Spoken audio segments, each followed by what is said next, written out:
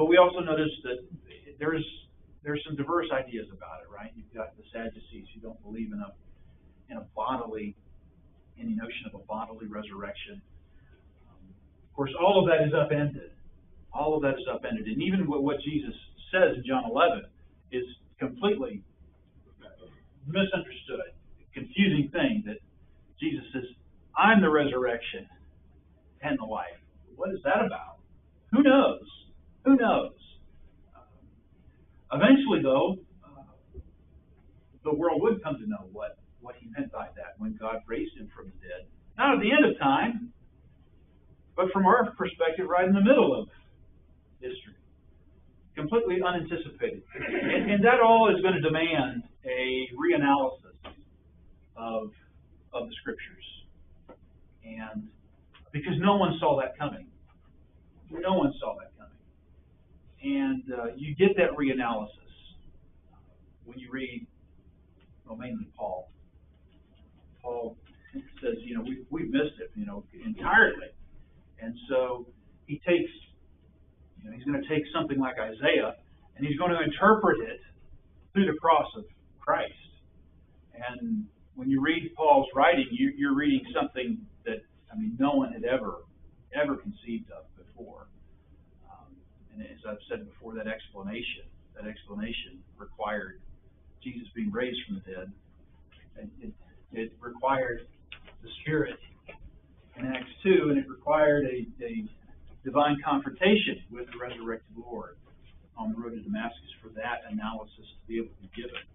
So when you read in Isaiah 25 and 26, immediately we think, this is about the resurrection of Jesus, of the Messiah. And well, it may be, but that's not that's easy for us to say, I guess is how I would put it. Not so easy for them. But there is a dividing line that is happening here. Some will not rise, and some will rise, is what he says. Justin?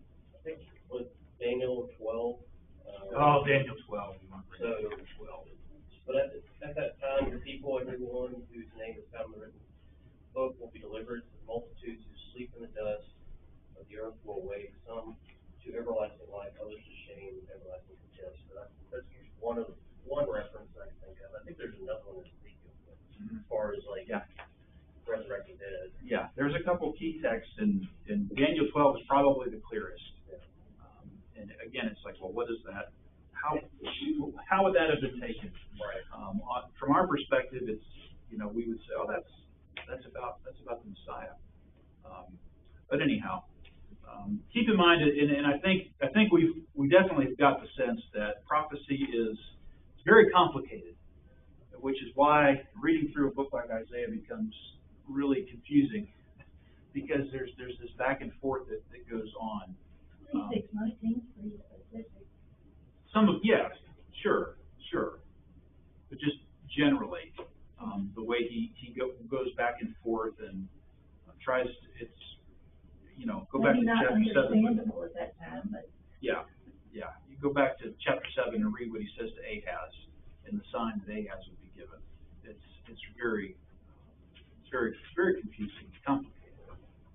They didn't believe that death was the end, but they didn't really know what was going to happen after that. Mm-hmm. They did believe there was some existence, but until Jesus rose from the dead, that really crystallized it. Yeah, that's definitive. And that's where we are. That's why it's easy for us to look back and say, oh, this means that. Yeah. It does to us, but it might not to them. Yeah. They probably put a different perspective on Ezekiel, I would think. Right. And that's what you get in the New Testament. Right. This is it's a very different perspective. It's because the resurrection changes everything. It changes everything.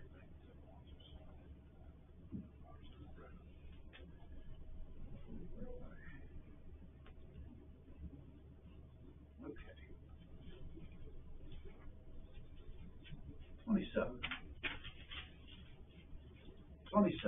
In that day the Lord with his hand in great and strong sword will punish Leviathan, the fleeting serpent, Leviathan, the twisting serpent, He will slay the dragon that is in the sea. So, where have we seen Leviathan before? Job, Leviathan, Behemoth, okay?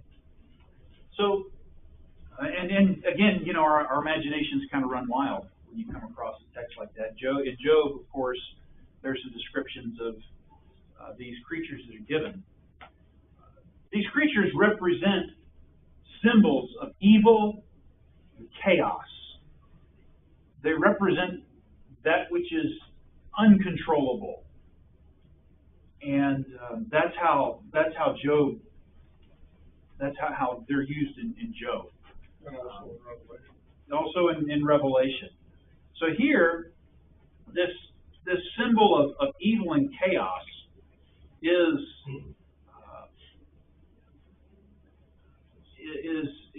going to be destroyed, because ultimately God is in control. He's the one who has the say over all of this.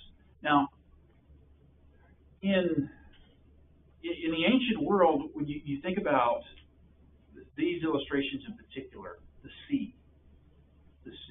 This isn't a far stretch for us to imagine, because what was true then is still true now. The sea is a symbol of chaos. It is a dark and mysterious and dangerous place. There's probably some of you here who would never set foot on a cruise ship for that very reason. It's just an overwhelming thing if you imagine being out in the ocean and all you see around you is water. So, the question is, well, who's in control of that? Well, ultimately, God is. And you think of Jesus calming the storm. Now, some of the gods control the sea. At least that's what was thought. Had control over weather. And when Jesus is able to control the storm with the apostles, in that ancient context, that was a striking thing. That would be a striking thing today if someone was able to do what he did. But it is in the ancient context, it is a very clear and definitive action about who the true and living God is.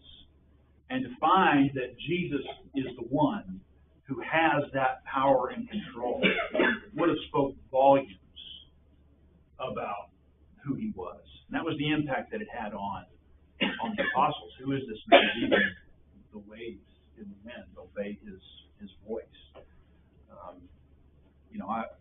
When living in Houston for a few years, I'd say, could you imagine if somebody, went down to the Gulf and stopped a hurricane?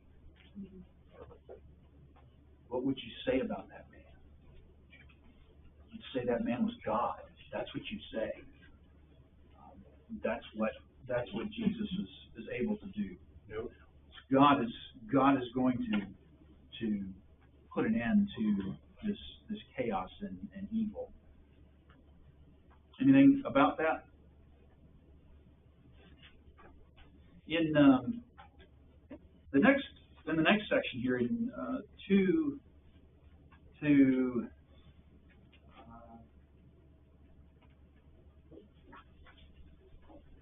I forget how far down I wanted to go. We have this idea of God making a new vineyard. And this is a contrast between what has already been said back in chapter 5. Chapter 5 is about, I planted this vineyard. Could I have done anything more to have made it fruitful? It's not fruitful. And I think that was one of the sad songs, the vineyard song, back in chapter 5. And what's stated here is just the opposite of all of that. So in that day, a pleasant vineyard, sing of it. I, the Lord, am its keeper. Every moment I water it, lest anyone punish it. I keep it night and day. I have no wrath. Would that I had thorns and briars to battle. I would march against them. I would burn them up together. Or let them lay hold of my protection. Let them make peace with me. Let them make peace with me. So, he's making a new vineyard. And again, every time I come across this in Isaiah, I think of the kinds of things that Jesus said. He uses the idea of a vineyard. That would have been a very known illustration among Israel. And again, Paul uses the same kind of thing when he explains things in Romans, talking about a vine. So we see really the foundation of that. But there's a new vineyard that's going to come. And this is what God is doing. God is talking about new things, right? Here's what I had done. You have failed. You're going to be punished. I'm going to do something new. I'm going to make something new. And that's the hope of Christ, right? Behold, I make all things new. He can make us new. What we have been in the past doesn't have to define what we become. And so as you're reading through the prophets, there's a lot of doom and gloom, but it is tempered with the hope of something new and better that's coming in the future. That's going to be accomplished through this little branch, through the Messiah. In verse 6, in days to come Jacob shall take root. Israel shall blossom and put forth shoots and fill the whole world with fruit. So, of course, Israel was the vineyard. Israel was the vineyard. And, the vineyard failed, and now something new coming again. And, of course, Israel, we've not gotten too much into this. Israel is going to be redefined. If Israel is going to be new, then we would expect that what Israel is going to be redefined. We've gotten a hint at this in some of the remnant passages, and this is how things are explained in the New Testament. How is Israel redefined? Well, it's not a family that's determined by blood, not a family that's determined by one's ancestry to Abraham. It is a family that is determined through faith in Jesus the Messiah. So the way Paul explains it is the remnant is a remnant of grace. How do you become part of that? If it's a remnant of grace, grace is what we need. Grace is what we should be after. Well, grace is received through faith, and that is the primary characteristic of God's people. So ultimately, that's how Israel is going to be redefined, and that's who is Israel today. I know we can point on a map and say, well, there's Israel. We can look to an actual nation, but what we find beginning to take shape here in Isaiah is something far greater than a little spot on a map. It's here it's about how it's going to blossom and fill the whole world with fruit. Anything about chapter 27? A lot of hope in 27.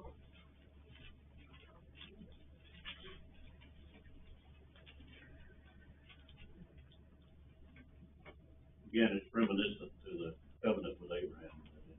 In his seed, all the earth would be blessed. It's sort of an amplification of that. God's going to keep his covenant. He's going to do what he said. Yeah, and with Abraham, the question is, well, how can that happen? How can that happen? We've kind of talked about some of that history in reference to the origin of the nations, and God was working through the nations, and the nations become unfaithful. So God divorces the nations, and He says, "Well, I'm going to go make a new nation, and I'm going to work through this nation to be faithful to the promise that was made in the garden." That's where things ultimately trace back. And well, how are you going to do that? Well, I'm going to find this a couple who can't have children. How are you going to make a nation through a couple who can't even have children? Just watch. And that's what he's able to do. So at every point of, every transition point, put it that way, every transition point of God's plan, there's questions of how is this supposed to work? How can you do this? When you see God divorcing the nations of Babel, it would seem that everything is just falling apart. How can you do something great when everything is falling apart, but he's able to do it? Here again, where we are with the history of Israel and Judah is another one of those transition points where everything seems to be falling apart. Everything's falling apart. Everyone is unfaithful. There's misplaced trust. The nation's morally bankrupt. Israel was supposed to be the light of the world, but they're just as idolatrous and evil as the rest of the world. How are you gonna? You're gonna bring the most powerful nations in the area, and you're gonna wipe them out. How are you going to fix this? How are you going to make something good out of this? He says, well, I'll do it through this little shoot. I'll do it through this remnant. And this little remnant, I'll plant a new vineyard. And, it'll fill the whole world. And just wait. Just watch. It'll happen. And it has. And, that's the hope of the gospel, right? You could look at it in such a big picture like that, but it is tremendously hopeful when we think about our own lives personally, where our lives can become chaotic. We can make a wreck of it. Well, what can God do with us when we're beyond fixing, we're beyond saving, we're beyond repairing?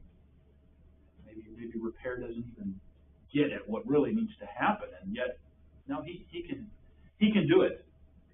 He can do it, and that's how he's always worked, demonstrating his power. Paul describes him as the God who raises the dead. That has, death. There is nothing more hopeless and beyond repair than death, right? Yet God says, no, I can conquer that. And that's what he does through this little shoot, through this fallen people. God excels at doing huge things from little things. Remnants and Jesus and 12 apostles, and turn the world upside down. Yeah, at every turn. Yeah, it's a handful of fishermen. Handful of fishermen. Is that who you hired? Is that who you go find to do something great? We wouldn't have done it this way. We wouldn't have done it any of this way, And what's Jeremiah say all the time? Our ways aren't his ways. He is vastly superior to us, and that's demonstrated throughout the whole story.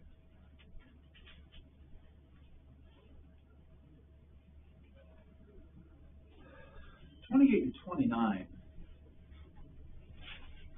Again, it goes to this mix of judgment, but tempered with hope. And there are some allusions here, I think, to ideas related to resurrection, in keeping with what we've seen to this point.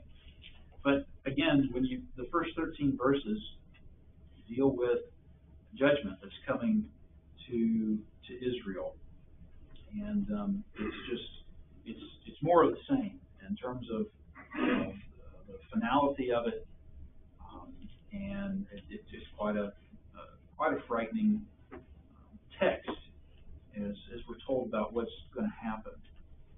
In 14 to 18, though, is kind of where I wanted to highlight. There's this hope of the cornerstone. Cornerstone in Zion is talked about here.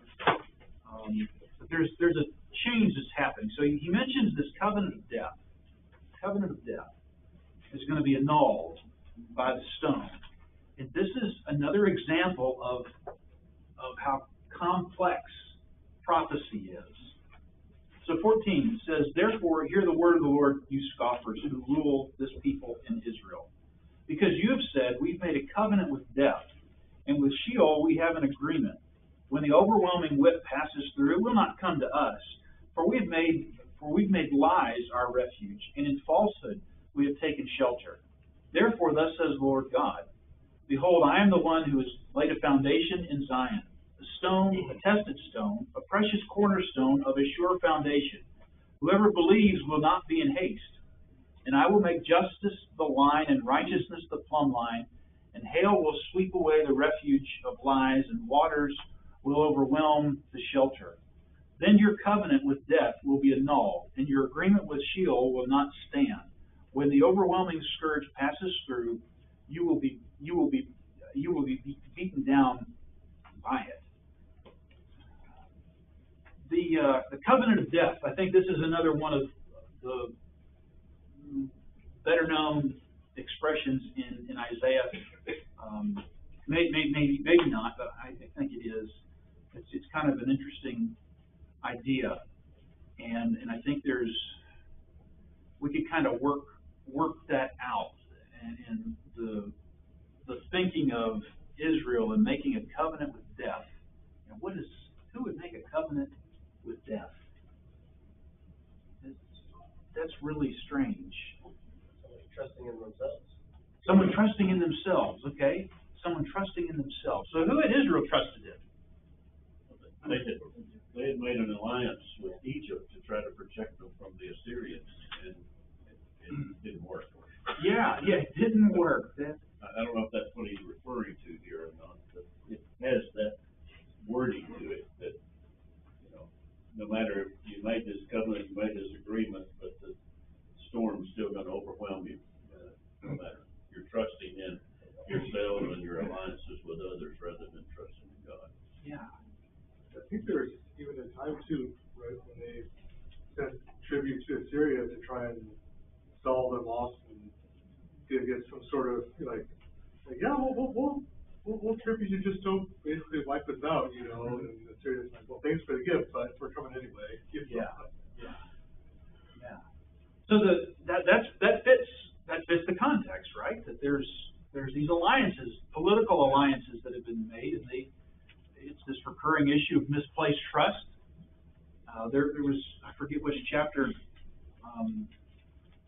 we looked at, maybe Wednesday or the week before. It all kind of blends together, but this whole thing about how they were trusting in their alliances, trusting in horses, and you think about all of the kind of military power that they were hoping to receive, and they had everything just worked out to where they would be protected, and well, of course, they're not going to be protected. But the interesting thing about that, so yes, I think this covenant with death, to the ears of those people, they had made covenants with some of the other nations, and that's going to fail. That's going to fail. But what's interesting is how that's used in connection to verse 16 about laying this foundation stone in Zion. And we're like, oh, we know what that's about. What's that about? We only know because of the New Testament. Right. Yeah. So we think, well, that's Christ. He's the chief cornerstone. I mean, this is what Peter quotes from, and so much so we think Peter was the one that wrote about this chief cornerstone. But again, if you think about trying to figure this out, when all of this is happening. Again, the emphasis is that they should be depending on God, because the idea of a cornerstone in Zion was God's dwelling. That's where God was. So laying a cornerstone there would be telling them, you must depend on God. Mm-hmm. Not on your alliances and not on these other gods, but you must depend on God. Yeah. But then the New Testament, of course, gives us an amplification of this. It has more than one meaning. Yeah. It had a meaning for them, and it had a meaning in the New Testament. Mm-hmm. Yeah, certainly with the temple, and all of the temple was, and what it represented, and the kind of reminder it would have been to anybody who saw it, was that, yes, you trust in the Lord. And He is the one that gave Israel their identity. He gave them everything that they were. He was supposed to be there in the way you think of the way David writes about the Lord, about He was the shield. He was the fortress. And all of that at this period of time has just been lost. It's all been lost on them. They don't believe that. So despite their agreements, well, death is coming. That's a haunting reality. But death is coming. You think it's not going to pass through our land? Oh, it's going to. And you think about some of the ways that some of the kings have been talked about in Isaiah, or even one of the treasurers, Shemza, I'm not saying his name right, that we read about, who had built a big tomb for himself. And he said, "No, you're not going to get to lay in that tomb that you made. You're just going to die on the battlefield in a state of disgrace. And there's not going to be much memory of you." And that's what death does. Death is about chaos and destruction and desolation. And when we I would say we continue to try to make covenants. Can you make a covenant with death? Can you make an agreement with it? And again, on the surface, we quickly say, well, of course we can't. But that's a lot of what happens in our world, in our society. We try to downplay it, manage it, redefine it, and as we try to maintain control of our lives and our world. And it's just as hopeless and futile a process today as it was then. Death's going to pass through the land, and we're going to have to face that. Kind of what we said on Wednesday. The party is going to be over, and we're going to be held accountable. And so, what do you do about that? Well, you need to put your trust somewhere else. Making a covenant with death, that it's a hopeless thing. So this is we're to make an agreement with the Lord. We need to accept the covenant that He's offered. Now, again, Jeremiah is probably better known for talking about a new covenant that it was coming, a new covenant that was going to be written on hearts by the Spirit. So back to the idea, though, of this foundation stone. Again, we see this, and immediately we think to Jesus. How would you say? And we can talk about Jesus. I mean, we are on the other side of much of this, and so He certainly needs to be emphasized in how we understand a text like this. But how is He a tested stone? How's He a tested stone?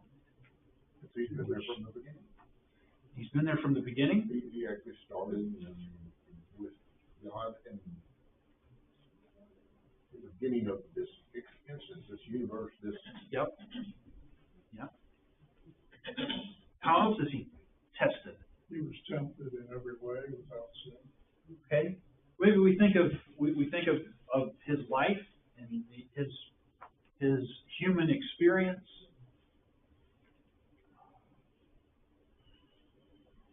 Tested without sin.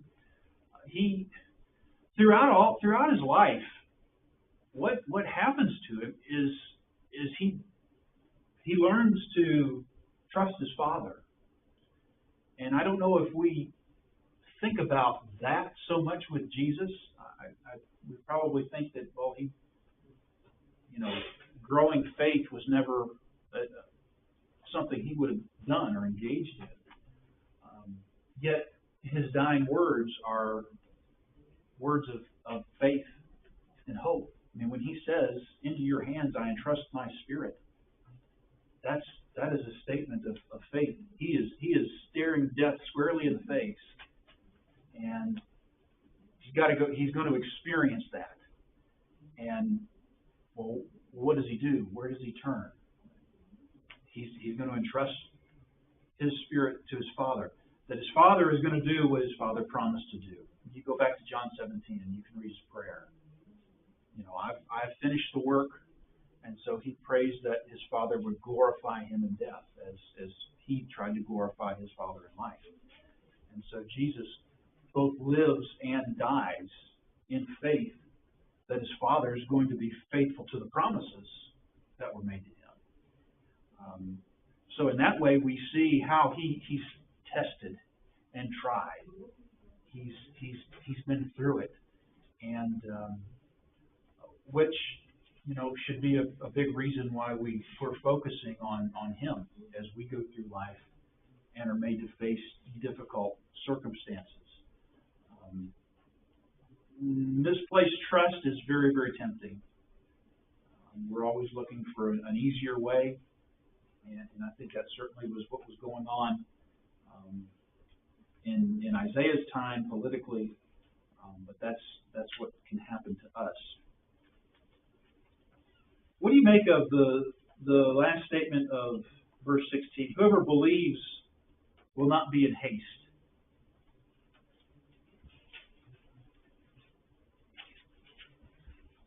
What's that mean?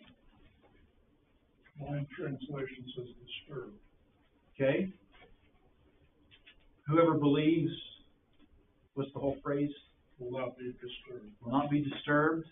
And then Romans 9:33, it says, whoever believes in him will not be put to shame. And that's the Septuagint translation of this goes towards that. The Greek translation of the Old Testament goes toward the idea of put to shame, Okay. instead of haste. Whether they knew what they were doing or not, I don't know. So we've got a couple different translations, different way it comes across. So what is it? If that's what it says, what does it mean? To me, it goes back into trust. Goes back to trust. Yes, but because, I mean, you're not in haste, you're basically, to me, it just means that, you're still trusting in God Mm-hmm. to, in the, like I said, in the promise. Yeah. Okay. And in the control, which to me, that reads all the way as far as the covenant of death. That's, to me, that's in general, that's if you don't put your trust and faith in God, that's your only alternative. Yeah, that's your alternative. Yeah. So that, whatever form it comes in, or who, it's the same. Mm-hmm. Yeah. What's applicable to us, it's the same thing as pride, trust, obedience, faith, all of that. We all still struggle with it today, right? Yeah. You don't have to scurry about because there's the faith there, what God has promised. Yeah. will happen. You don't have to panic. You don't have to panic. Simple thing. You could imagine. This is a pretty panicky time. What do you think? Yeah, if you're trying to do it by yourself. If you're trying to do, I keep going back to Ahaz, right? God tells Ahaz, don't worry about Syria. Here's what's going to happen. He doesn't believe it. He doesn't believe it. He's panicking. They've come and had invaded 2 other times previous, and he says, no, just hey, I'll give you, ask for a sign. I'll show you whatever you want to show that no, you don't have. This is how it's going to happen. It's going to work out. And he just, he's panicking, and so this idea of making haste, you could imagine, like if you're being invaded, it's what are we going to do? We're in a state of panic. We've got to pack up and get out of here. And he says, no, that's not. If your trust is in this foundation stone, again, coming over to the New Testament, we're told to build our lives foundation, on the rock, on Christ. And in doing that, then you won't be disappointed. You will never regret it. You'll never regret it. Yeah, that's a good way to put it. That's what Paul's trying to point out in Romans 5. That here he's telling you, here's how you need to respond in the face of suffering, in the face of death. And he lays out some things. He says these, difficult circumstances give us an opportunity to grow, is the point he's trying to make. And that character will be forged by enduring. And if as character is forged through your endurance, you're not going to be disappointed with the end result. The end result is that your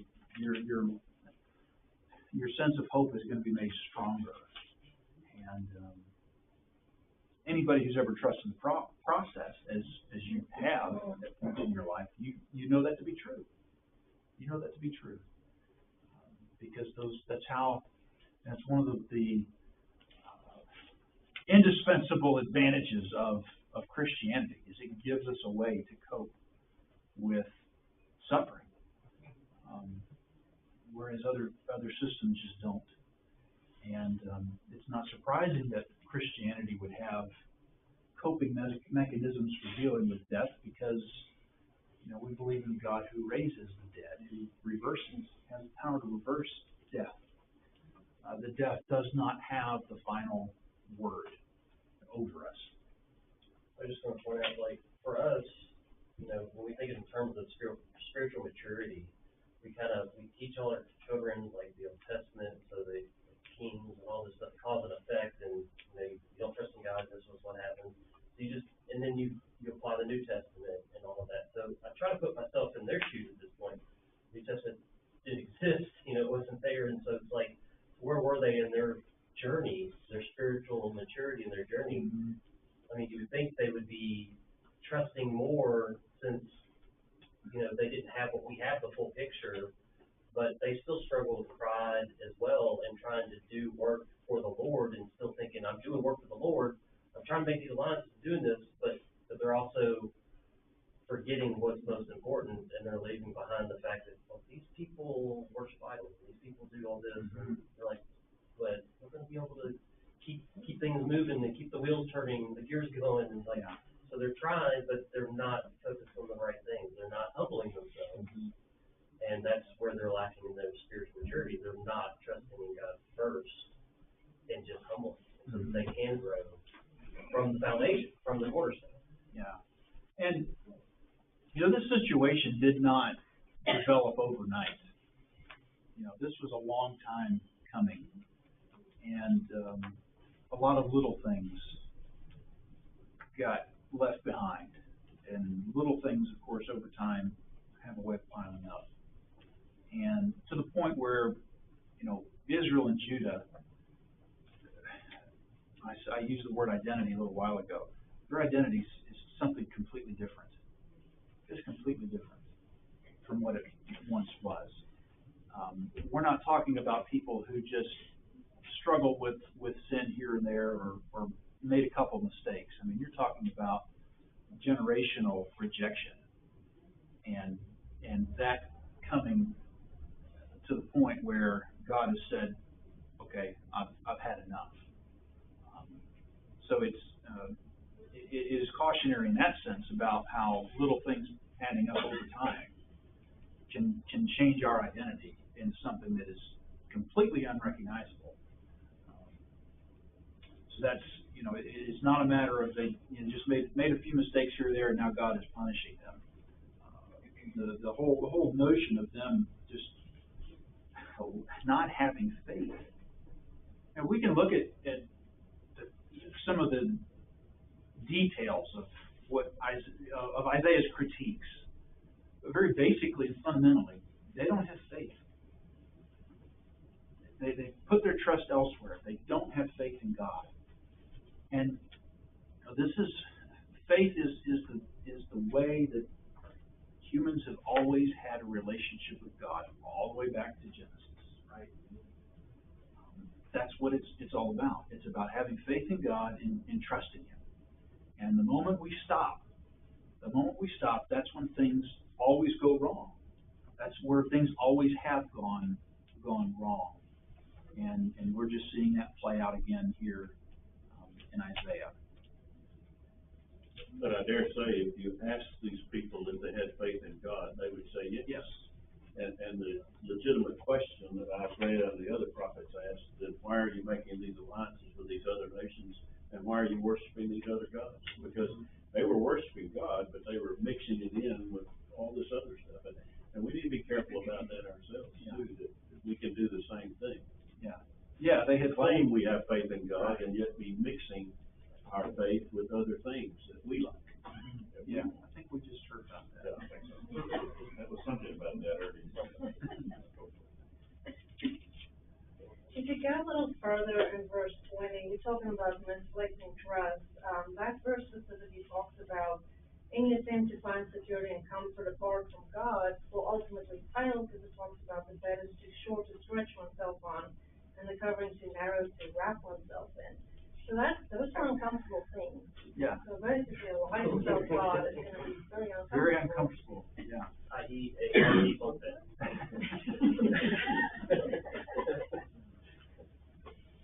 Here in 22 to 24, we'll finish up here. Therefore, thus says the Lord, who redeemed Abraham, concerning the house of Jacob. Jacob shall no more be ashamed, no more shall his face grow pale. For when he sees his children, the work of my hands in the midst, they will sanctify my name. They will sanctify the Holy One of Jacob, and will stand in awe of the God of Israel. Those who go astray in spirit will come to understanding. Those who murmur will accept instruction. So, good. That's always a good note to end on. Here's more hope. This is the direction where everything is heading. That there will come a time when God's work is completed through Israel, and as a means to be faithful to the promises he made to Abraham. And so, we can become part of that, right? We can become part of the new nation. We can become part of the remnant, part of the new Israel, through our faith in the foundation of stone. Is what all of that means to us. Anything you'd like to mention before we wrap up? All right, this is a good place to stop. On Wednesday, Mike Smith will teach. Then the following two sessions, John Sly is going to fill in for me while I'm gone.